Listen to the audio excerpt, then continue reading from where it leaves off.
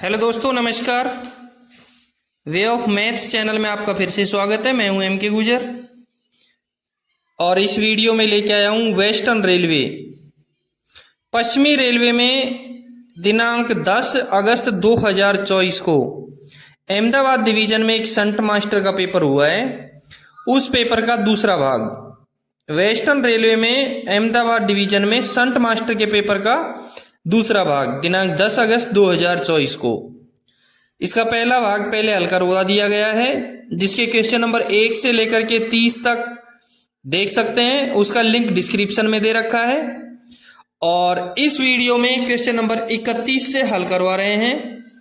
देखेंगे question number 31। Run through गुजरती हुई ट्रेन में क्या चेक करना होता है? रन थ्रू गुजरती हुई ट्रेन में क्या चेक करना होता है? ए में दे रखा है हैंगिंग पार्ट, बी में दे रखा है होट एक्सल, सी में दे रखा है बोथ ए एंड बी। और ध्यान रहे, चलती हुई गाड़ी रन थ्रू निकलती हुई ट्रेन में हैंगिंग पार्ट और होट एक्सल दोनों देखने होते हैं।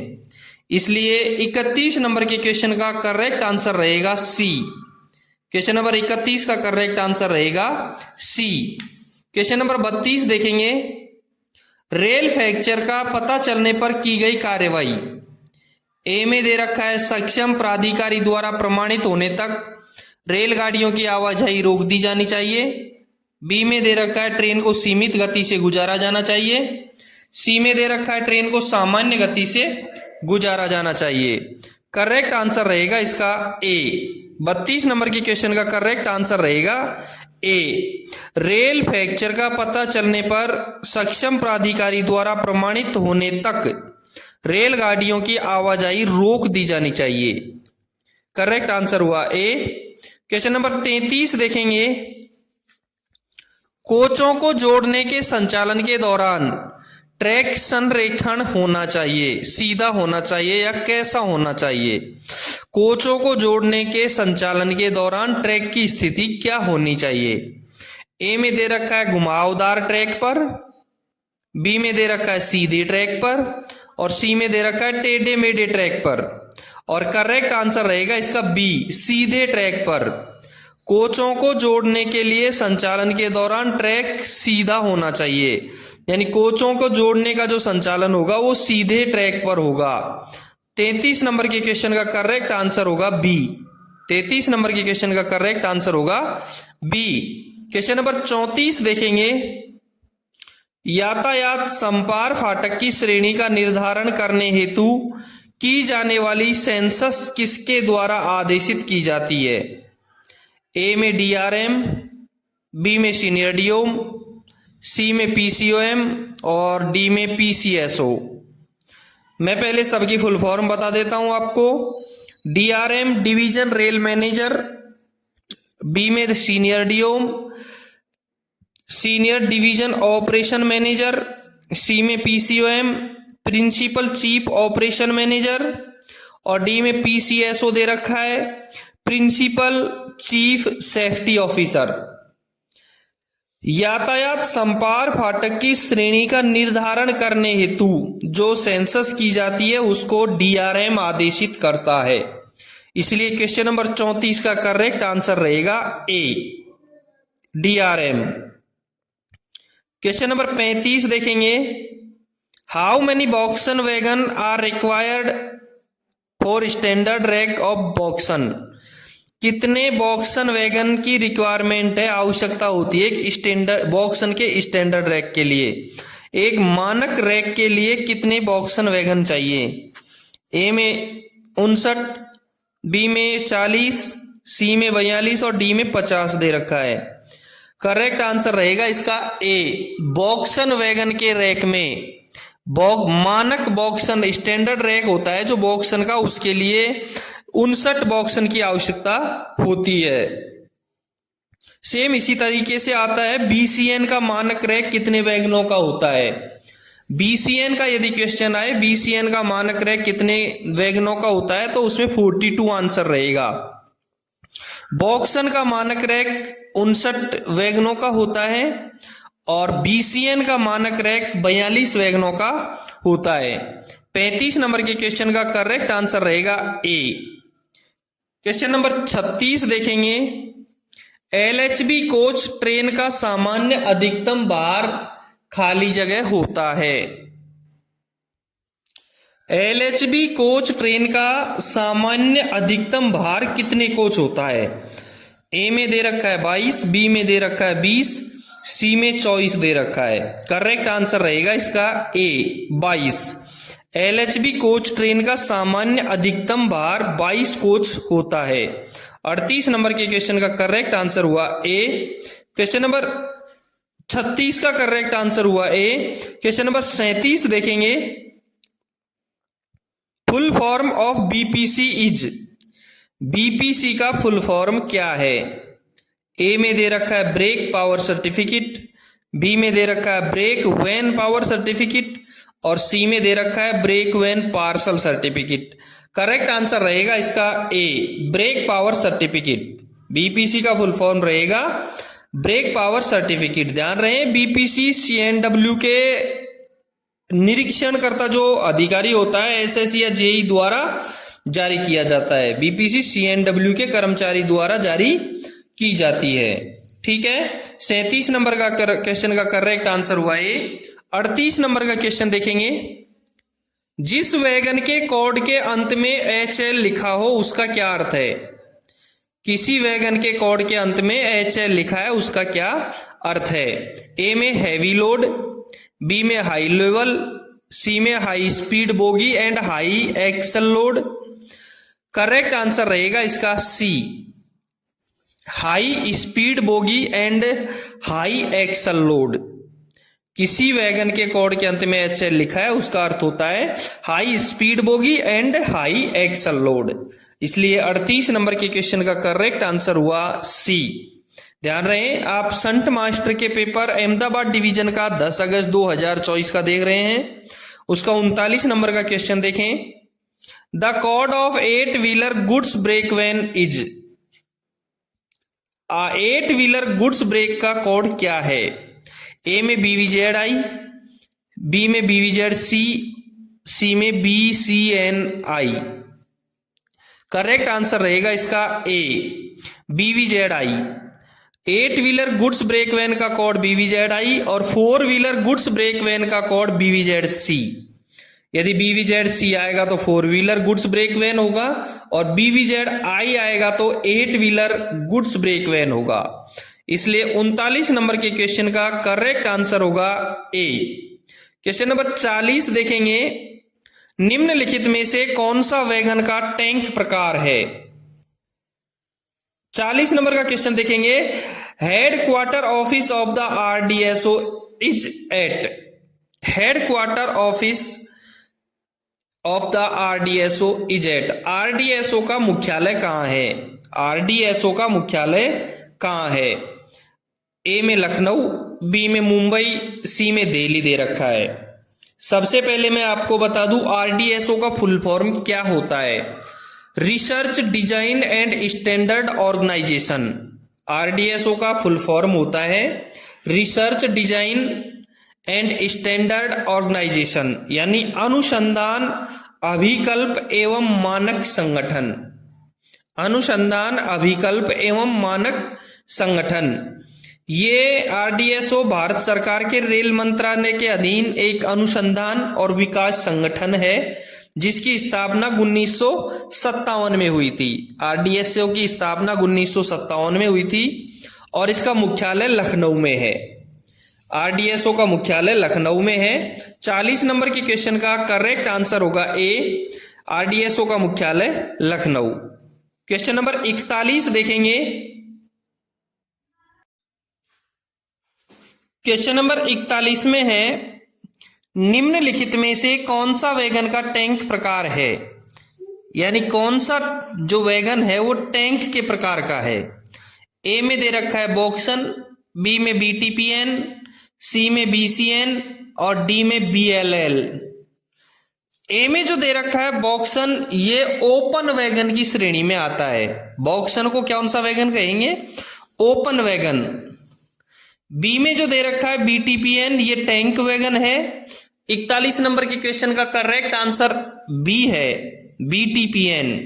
मैं आपको और कुछ वैगन बता देता हूं जो BTP, जो वैगन टैंक वैगन रहेंगे, जो टैंक वैगन है BTPN तो है ही, उसके साथ होप रहेंगे BTPN, BTPGLN, AL, FLG और BTFLN।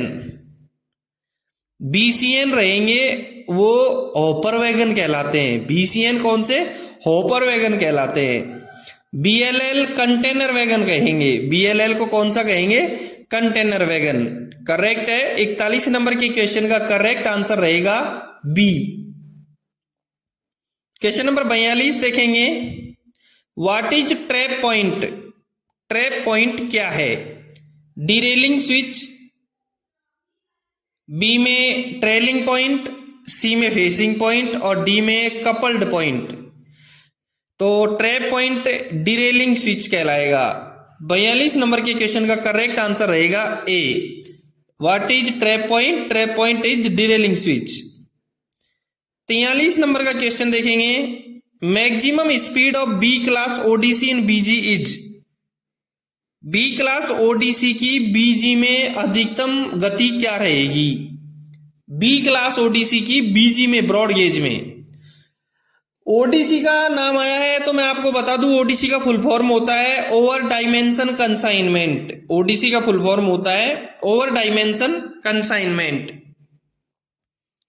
बीजी में, ब्रॉड गेज में अधिकतम गति रहेगी बी क्लास में। ए में 20 kmph दे रखा है, बी में 30 kmph, सी में 40 kmph और डी में 50 kmph। मैं आपको कंप्लीट बता देता हूं। ब्रॉड गेज में ए क्लास ओडीसी की जो स्पीड होती है वो सेक्शनल स्पीड होती है, चाहे ब्रॉड गेज हो चाहे मीटर गेज हो। ए क्लास ओडीसी की स्पीड सेक्शनल होगी। बी क्लास ओडीसी में ब्रॉड गेज में 40 kmph और मीटर गेज में 25 kmph और नैरो गेज में 15 kmph होती है। इसलिए 43 नंबर के क्वेश्चन का करेक्ट आंसर होगा सी। और सी क्लास ओडीसी की ब्रॉड गेज में 25 kmph और मीटर गेज में भी 25 kmph और नैरो गेज में 15 kmph गति होती है। ए क्लास ओडीसी की जो परमिशन है वो डिवीजन के अंदर चलने के लिए डीआरएम देता है और इंटर डिवीजन और इंटर रेलवे चलाने के लिए पीसीओम देता है। बी क्लास ओडीसी की परमिशन इंटर डिवीजन यानी डिवीजन के अंदर चलाने के लिए डीआरएम देगा और इंटर डिवीजन और इंटर रेलवे चलाने के लिए पीसीओम देता है। और सी क्लास ओडीसी की परमिशन सीआरएस देता है। सी क्लास ओडीसी की परमिशन सीआरएस देता है। ए क्लास ओडीसी और बी क्लास ओडीसी दिन और रात दोनों में चलाई जा सकती है, जबकि सी क्लास ओडीसी केवल दिन में चलाई जा सकती है। ये था 43 नंबर के क्वेश्चन का करेक्ट आंसर सी। 44 नंबर का क्वेश्चन देखेंगे। यातायात संचालन आदेश, ट्रैफिक वर्किंग ऑर्डर से संबंधित अग्रिम मेमो कितने घंटे पूर्व दिया जाता है? TWO से संबंधित अग्रिम मेमो कितने घंटे पहले दिया जाता है? ए में 12 घंटे, बी में 24 घंटे, सी में 48 घंटे और डी में 72 घंटे दे रखा है। करेक्ट आंसर रहेगा इसका सी। यातायात संचालन आदेश का जो मेमो होता है, ट्रैफिक वर्क ऑर्डर का जो मेमो होता है वो 48 घंटे पहले दिया जाता है। 44 नंबर के क्वेश्चन का करेक्ट आंसर हुआ सी। क्वेश्चन नंबर 45 देखेंगे। यदि एआरटी, एआरएमई और स्पार्ट के ऑर्डर के बाद उसे रद्द करने की आवश्यकता हो तो कौन सा हूटर बजाया जाएगा? ए में दे रखा है 2 हूटर, बी में 3 और सी में 4 दे रखे हैं, डी में 90 सेकंड का 1 हूटर दे रखा है। मैं आपको चारों का बता देता हूं, चारों का क्या अर्थ होगा। ए में दे रखा है कि 2 हूटर 45 सेकंड के 5 सेकंड के अंतराल पर, प्रत्येक हूटर की जो लंबाई होगी, सीटी की लंबाई होगी वो 45 सेकंड होगी। 2 हूटर 3 हूटर इनके बीच का जो अंतराल होगा वो 5 सेकंड का होगा। यदि ऐसे 2 हूटर बजते हैं तो उनका मतलब होता है कि मुख्यालय स्टेशन पर लोको शेड यातायात यार्ड में होने वाली दुर्घटनाओं के समय जिसमें केवल एआरटी की आवश्यकता है। यानी कि मुख्यालय स्टेशन या लोको शेड पर या उसी यार्ड में जो कोई दुर्घटना हुई और उसमें एआरटी की आवश्यकता है तो केवल 2 हूटर बजाए जाएंगे। बी में 3 दे रखा है, 3 हूटर मुख्यालय स्टेशन के बाहर होने वाली दुर्घटना जिसमें केवल एआरटी की आवश्यकता हो। यानी मुख्यालय के अंदर यदि कोई दुर्घटना हुई और उसमें एआरटी की आवश्यकता होती है तो 2 हूटर बजाए जाएंगे। मुख्यालय से बाहर यदि कोई दुर्घटना होती है और उसमें एआरटी की आवश्यकता होती है तो 3 हूटर बजाए जाएंगे। और 4 हूटर सी में दे रखा है, जिन दुर्घटनाओं में एआरटी और एआरएमई दोनों की आवश्यकता होती है उसके लिए 4 हूटर बजाए जाएंगे। डी में 90 सेकंड का 1 हूटर दे रखा है, ये कैंसिल करने के लिए बजाया जाएगा। ऑर्डर कैंसिल करने के लिए 90 सेकंड का 1 हूटर बजाया जाएगा। क्वेश्चन में एआरटी, एआरएमई और स्पार्ट दे रखा है। मैं आपको एक बार इनका फुल फॉर्म बता देता हूं। एआरटी का जो फुल फॉर्म होता है वो होता है accident relief train, accident relief train. ARME का जो फुल फॉर्म होता है वो होता है accident relief medical equipment, accident relief medical equipment. और स्पार्ट का जो फुल फॉर्म होता है वो होता है self propelled accident relief train, self propelled accident relief train. 45 number के क्वेश्चन का करेक्ट आंसर होगा डी। क्वेश्चन नंबर 46 देखेंगे, किसी मेल एक्सप्रेस गाड़ी में अधिकतम कितने निरीक्षण यान लगाए जा सकते हैं? किसी मेल एक्सप्रेस गाड़ी में अधिकतम कितने निरीक्षण यान लगाए जा सकते हैं? ए में 2 दे रखा है, बी में 1, सी में 3 दे रखा है, डी में 4। और करेक्ट आंसर होगा इसका बी। किसी मेल एक्सप्रेस गाड़ी में अधिकतम 1 निरीक्षण यान लगाया जा सकता है। ब्रॉड गेज में सवारी गाड़ी में अधिकतम 2 निरीक्षण यान लगाए जा सकते हैं। ब्रॉड गेज की सवारी गाड़ी में अधिकतम 2 निरीक्षण यान लगाए जा सकते हैं। 46 नंबर के क्वेश्चन का करेक्ट आंसर होगा बी। 47 नंबर का क्वेश्चन देखेंगे, ऊंचाई नापने का यंत्र यानी हाइट गेज, ऊंचाई नापने का यंत्र यानी हाइट गेज का किसकी सुरक्षा के लिए लगाया जाता है? हाइट गेज किसकी सुरक्षा के लिए लगाया जाता है? ए में सिग्नल, बी में ट्रेन, सी में ओएचई और डी में लेवल क्रॉसिंग। करेक्ट आंसर होगा इसका सी, ओएचई। ऊंचाई नापने का यंत्र हाइट गेज ओएचई की सुरक्षा के लिए लगाया जाता है। कई प्रश्नों में ओएचई का फुल फॉर्म भी पूछा जाता है। इसी पेपर के लास्ट वीडियो में यानी इससे पिछले वीडियो में पहले भाग में 28 नंबर का क्वेश्चन था, उसमें एक क्वेश्चन था what is the meaning of OHE in IR? OHE का फुल फॉर्म क्या है? ओएचई का फुल फॉर्म होता है ओवरहेड इक्विपमेंट। 47 नंबर में सी में ओएचई दे रखा है, ओएचई का फुल फॉर्म होता है ओवरहेड इक्विपमेंट। 47 नंबर के क्वेश्चन का करेक्ट आंसर हुआ सी। 48 नंबर का क्वेश्चन देखेंगे, किसी यात्री ट्रेन की दुर्घटना में, किसी यात्री ट्रेन की दुर्घटना में यात्रियों के घायल होने पर क्या भेजा जाना चाहिए? यात्री ट्रेन की दुर्घटना में यात्रियों के घायल होने पर क्या भेजा जाना चाहिए? ए में एआरटी, बी में एआरएमई और सी में both ART and ARME. ART का full form accident relief train और एआरएमई का फुल फॉर्म होता है एक्सीडेंट रिलीफ मेडिकल इक्विपमेंट। यात्री ट्रेन दुर्घटनाग्रस्त हुई है तो ट्रेन में जब यात्री हैं, मटेरियल ट्रेन या यात्री ट्रेन जब दुर्घटनाग्रस्त होती है तो उसमें एआरटी और एआरएमई दोनों की आवश्यकता होती है। इसलिए 48 नंबर के क्वेश्चन का करेक्ट आंसर होगा सी, both ART and ARME. 49 number का क्वेश्चन देखेंगे, स्वर्णिम घंटा संबंधित है। स्वर्णिम घंटा किससे संबंधित है?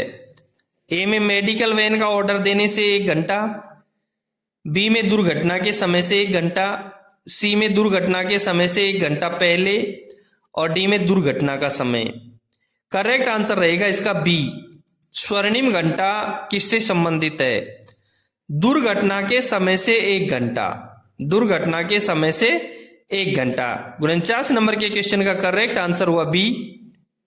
क्वेश्चन नंबर 50 देखेंगे। लूज संटिंग की अनुमति नहीं है।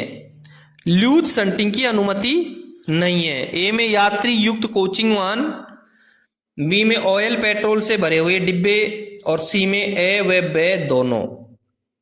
ध्यान रहे, संटिंग 6 प्रकार की होती है जिसमें से एक लूज संटिंग भी एक प्रकार है। संटिंग 6 प्रकार की होती है जिसमें लूज संटिंग भी एक प्रकार है। लूज संटिंग बिल्कुल हम्प संटिंग की तरह होता है।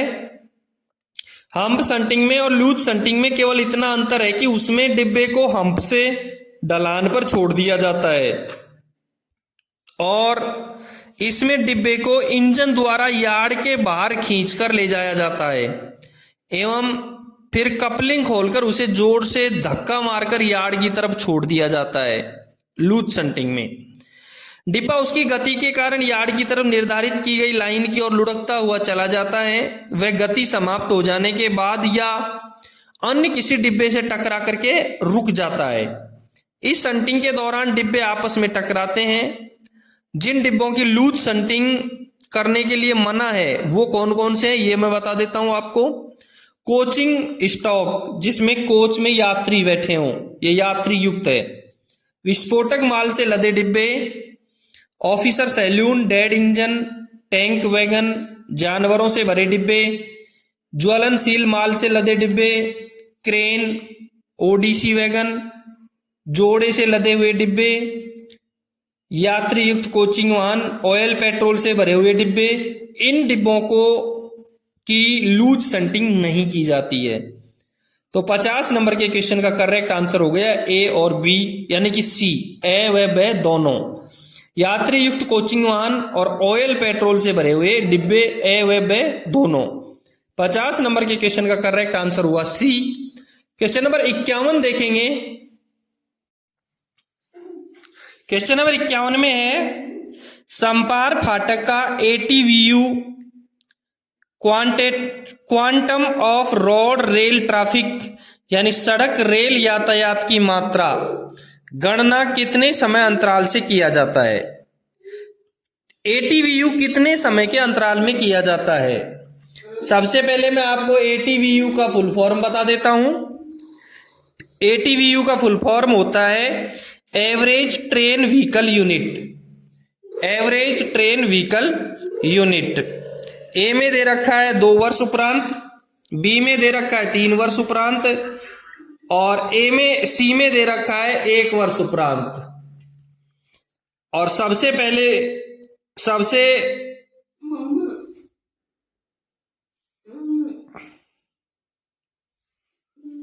ए में दे रखा है 2 वर्ष उपरांत, बी में दे रखा है 3 वर्ष उपरांत, सी में दे रखा है 1 वर्ष उपरांत और डी में दे रखा है 1 भी नहीं।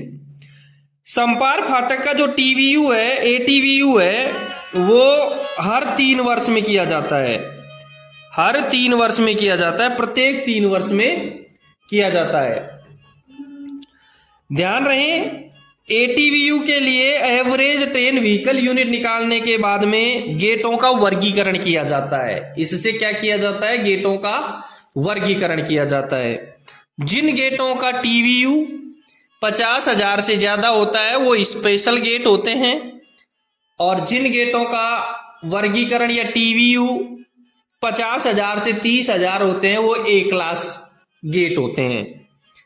तो समपार फाटक का एटीवीयू 3 वर्ष के अंतराल में किया जाता है।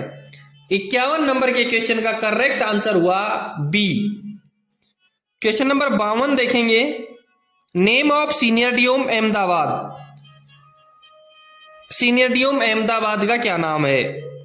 लोकेश कुमार, सुधीर कुमार, विकास गढ़वाल और जेनिया गुप्ता।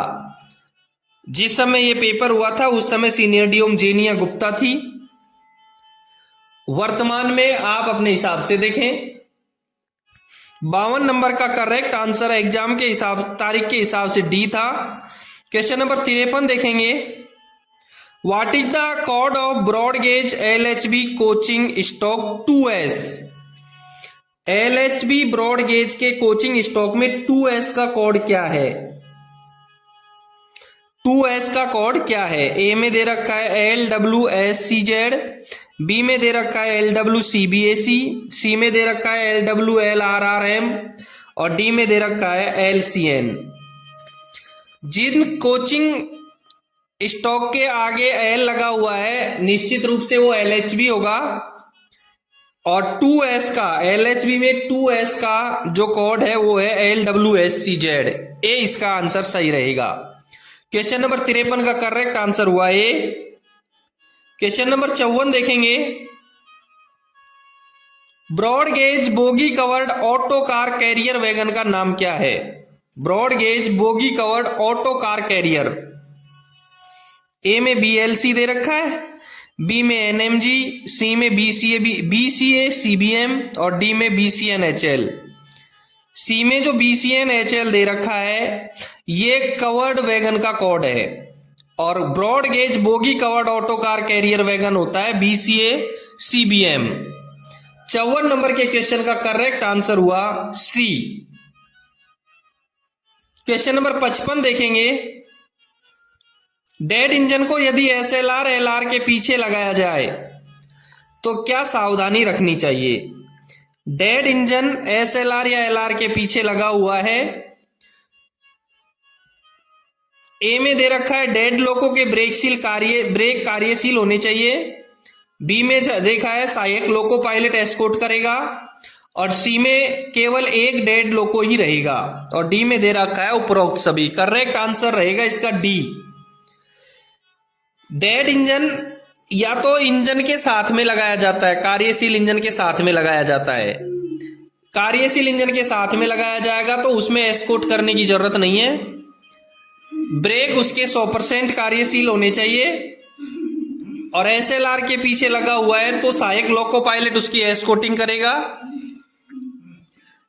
उस गाड़ी के गार्ड को यह निश्चित रूप से पता होना चाहिए कि ब्रेक के पीछे SLR या LR के पीछे डेड इंजन लगा हुआ है और उसमें सहायक लोको पायलट बुक किया हुआ है, ये कंपलसरी है, और केवल एक डेड लोको ही लगेगा। यानी क्वेश्चन नंबर 55 का करेक्ट आंसर रहेगा डी।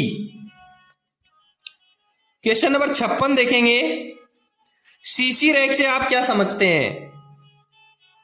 ए में दे रखा है 30 + 5 दिन की वैधता, बी में दे रखा है निर्धारित रूट के लिए जारी, सी में दे रखा है 3000 या 3500 किलोमीटर के लिए वैध, और डी में दे रखा है उपरोक्त सभी। 56 नंबर के क्वेश्चन का करेक्ट आंसर रहेगा डी।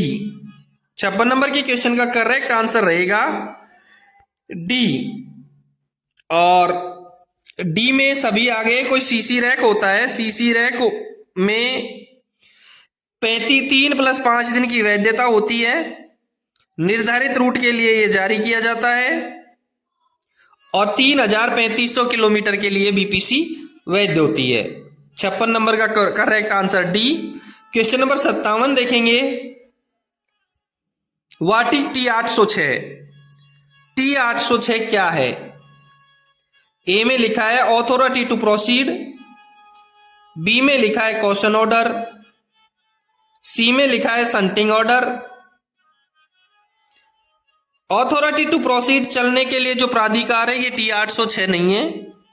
बी में कॉशन ऑर्डर लिखा है, कॉशन ऑर्डर 3 होते हैं, T409, TB409, TA409। T409 सतर्कता आदेश, TA402 कुछ नहीं सतर्कता आदेश, और TB409 अनुस्मारक सतर्कता आदेश। सी में संटिंग ऑर्डर दे रखा है, संटिंग ऑर्डर ही T806 होता है। 57 नंबर के क्वेश्चन का करेक्ट आंसर हुआ सी। क्वेश्चन नंबर 58 देखेंगे। पेट्रोल टैंक की मालगाड़ी में आगे और पीछे कितने गार्ड वैगन लगाए जाएंगे? पेट्रोल टैंक की मालगाड़ी में आगे और पीछे कितने गार्ड वैगन लगाए जाएंगे? यदि 8 पहिया वाला ब्रेक वाहन न हो तो, 8 पहिया वाला ब्रेक वाहन न हो तो। ए में दे रखा है 1-1, बी में दे रखा है 1 आगे 2 पीछे, सी में दे रखा है 2-2, डी में दे रखा है 2 और 1, और इसका करेक्ट आंसर रहेगा ए। पेट्रोल टैंक की मालगाड़ी में यदि 8 पहिया वाला ब्रेक वाहन नहीं है तो पीछे और आगे दोनों तरफ एक एक गार्ड वैगन अवश्य लगाए जाएंगे।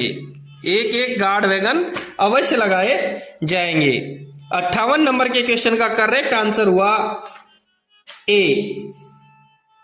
क्वेश्चन नंबर 59 देखेंगे।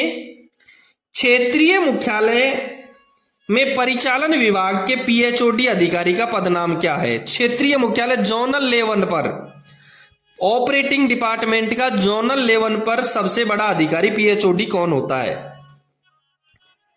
ए में दे रखा है PCOM, principal chief operation manager. B में PCCM, principal chief commercial manager. Senior DOM, senior division operation manager. और CPTM, chief passenger transportation manager. Correct answer रहेगा इसका ए। जोनल लेवल पर सबसे बड़ा ऑपरेटिंग डिपार्टमेंट का सबसे बड़ा चीफ होता है PCOM, principal chief operation manager. PCCM होता है कॉमर्शियल का, जोनल लेवल पर कॉमर्शियल का सबसे बड़ा जो चीफ होता है पीसीसीएम होता है। और ऑपरेटिंग डिपार्टमेंट का डिवीजन लेवल का जो चीफ होता है वो सीनियर डीओम होता है, वो सीनियर डीओम होता है। ठीक है, 59 नंबर के क्वेश्चन का करेक्ट आंसर हुआ ए। क्वेश्चन नंबर 60 देखेंगे। सी क्लास ओडीसी को चलाने की अनुमति कौन देता है? ए में दे रखा है सीआरएस, बी में दे रखा है पीसीओएम, सी में दे रखा है पीसीएसओ, डी में दे रखा है जीएम। सीआरएस का फुल फॉर्म होता है कमिश्नर ऑफ रेलवे सेफ्टी। पीसीओएम का फुल फॉर्म होता है प्रिंसिपल चीफ ऑपरेशन मैनेजर। पीसीएसओ का फुल फॉर्म होता है प्रिंसिपल चीफ सेफ्टी ऑफिसर। और जीएम का फुल फॉर्म होता है जनरल मैनेजर। सी क्लास ओडीसी, ओडीसी आया है, इसका ओडीसी का फुल फॉर्म होता है ओवर डायमेंशन कंसाइनमेंट। ओडीसी 3 प्रकार की होती है, ए, बी और सी। ए क्लास ओडीसी को डिवीजन में अंदर चलाने के लिए, लोकल ओडीसी हो ए क्लास, उसको चलाने के लिए डीआरएम परमिशन देता है। इंटर डिवीजन और इंटर रेलवे चलाने के लिए पीसीओ अनुमति देता है। बी क्लास ओडीसी को डिवीजन के अंदर चलाने के लिए डीआरएम परमिशन देता है। इंटर डिवीजन और इंटर रेलवे के लिए पीसीओ अनुमति देता है। सी क्लास ओडीसी को चलाने के लिए केवल सीआरएस परमिशन देता है। क्वेश्चन नंबर 60 का करेक्ट आंसर रहेगा ए। दोस्तों ये था अहमदाबाद डिवीजन का संट मास्टर का 10 अगस्त 2024 के पेपर का दूसरा भाग, जिसमें क्वेश्चन नंबर 31 से लेकर के 60 तक हल करवा दिए हैं। यदि आपने चैनल को सब्सक्राइब नहीं किया है तो एक बार चैनल को सब्सक्राइब जरूर करें। आपके डिवीजन या रेलवे में कहीं पेपर हुआ है तो मुझे जरूर भेजें मेरे व्हाट्सएप पर, मेरे टेलीग्राम पर। यदि आपको मेरे द्वारा पढ़ाए गए पेपरों का पीडीएफ चाहिए तो डिस्क्रिप्शन में टेलीग्राम चैनल का लिंक दिया हुआ है, वहां जाएं, क्लिक करें और पीडीएफ डाउनलोड करें। धन्यवाद। फिर मिलते हैं 61 नंबर के क्वेश्चन के साथ अगले वीडियो में।